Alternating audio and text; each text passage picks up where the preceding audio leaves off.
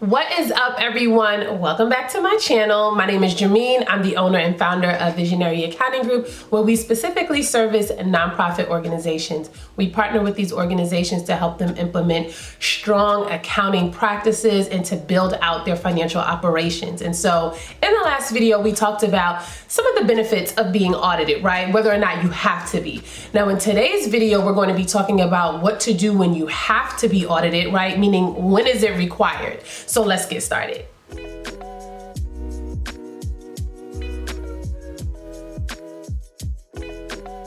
Now, this is something that is important to know because when you are setting your budget for the year, when you're determining your strategy for the year, you need to know where your organization lies in reference to some of these thresholds.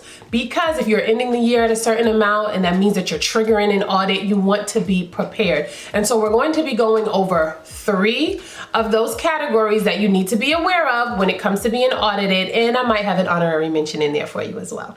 So first up is for my organizations that manage federal funding.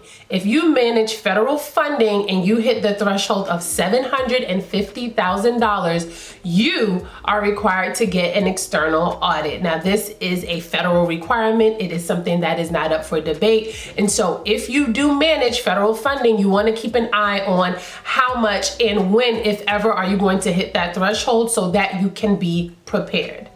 The second requirement to be aware of is state requirements. Now, I am not going to sit here and go through each state's requirement, but you need to know for the specific state that you operate in, what is the requirement. Now, generally speaking, most states have a threshold of about $500,000. So when you hit $500,000 in those gross receipts, you trigger that threshold or that requirement to be audited. Now, that's not every state, so make sure that you look into what your specific state requires. But just something to keep in mind is that when you see yourself inching towards that $500,000, you may want to, get some things in place so that you can be prepared for when it's time for you to actually be audited.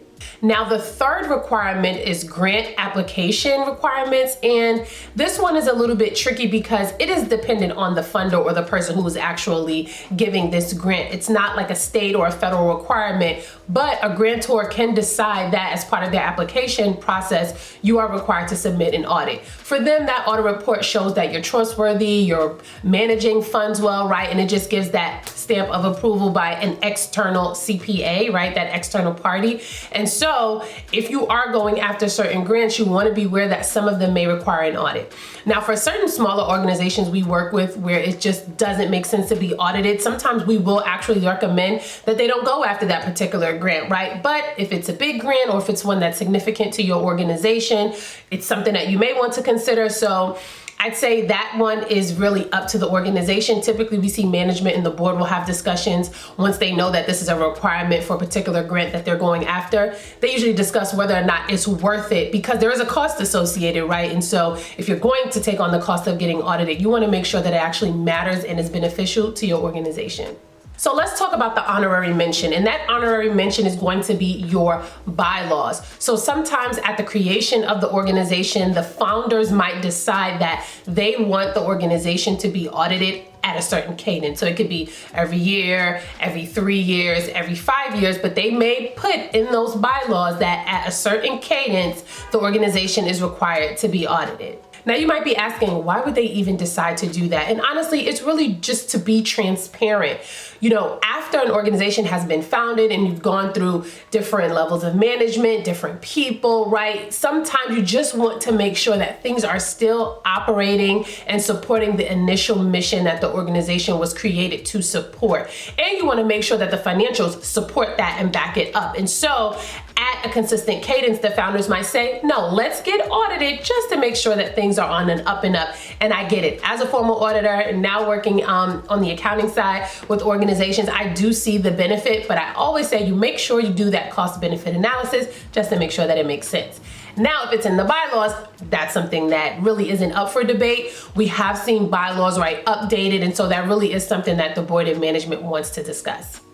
Now let's touch on some best practices. So the first thing is that you want to stay ready so you don't have to get ready. Sometimes we'll have organizations that come to us and they're like, oh, we think we're going to have to be audited next year. What do we need to do to get ready? Honestly, if you are closing monthly, if you are consistently retaining documentation, and if you're also consistently reviewing your financials, you're already ahead of the game and you're already on track. Now, if you know absolutely that you're going to be audited, there may be some additional things that you want to absolutely make sure that you have in place. But honestly, if you've hit on those 3 things that I mentioned, you're already at a good place, and you want to make sure that you continue doing those things. And if ever an error, an issue arose when going through those 3 things, you want to make sure that you address them, because if you found them, then an auditor is sure to find them as well. Now, if you are not doing any of those things that I mentioned, that is your starting point. You want to absolutely be reconciling consistently. You want to be closing the books, reviewing and coding transactions correctly, making sure these things are on the up and up, because these are the things that auditors are looking for, right? You also want to make sure that you are reviewing the financials on a consistent basis, because if there's anything unusual, anything that doesn't belong, you can address it when it comes up and not months or years later.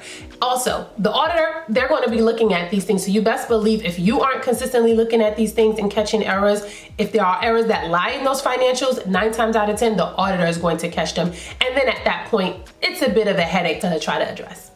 Now, how do you find an auditor? I'll be honest, this has become a little bit more difficult, because you really do want to find someone that has specifically worked with nonprofit organizations. But I'd say you want to start with a recommendation. If you know other executive directors, operation managers, people that work in the nonprofit space, you'll want to ask around for some recommendation for auditors. Get about 3 to 5 so that you can send out an RFP to multiple and get those proposals in. Because there typically tends to be, anywhere of a time frame around 4 to 12 weeks to actually find someone, go through the back and forth process, and actually, choose one. You want to make sure that you leave enough time. And so I'd say you want to leave yourself anywhere from like 4 to 12 weeks. Now, when looking for an auditor, there are 2 things that you really, really want to make sure that you hit on. And one is their experience working with nonprofit organizations specifically. And 2, what is their fee structure? I have seen audits cost anywhere from $4,000 to $8,000, some even more. So you want to make sure that you are getting multiple proposals right, so that you can ensure that you're getting the best deal. But also you want to make sure that you are working with someone that knows how nonprofits operate. And lastly, once you have gone through the process of finding your auditor, selecting them, going through the audit process, having the audit report issued, you want to make sure that you take the time to understand what's been written, and you want to make sure that you take the time to go through any recommendations, issues, suggestions, because this is how you improve your books, your financial operations for that next audit. All too often, I find that organizations are just trying to hurry up and get through the audit process, and once the report has been issued, you give it to whoever needs it, and then you don't think about it until the audit rolls around again. That is a bad mistake. You want to make sure that you are addressing any issues or errors or suggestions that came up, because it will improve the audit process for next time. And that's what we want, right? To get better each time. And we want to make sure that it's seamless. We want to make sure that it is not chaotic. And a lot of times that comes from not being prepared. And so if we take that audit report, we dive through it, we make sure we understand it, and we implement those changes that needed to be made, we ensure that the next audit will be better than the last.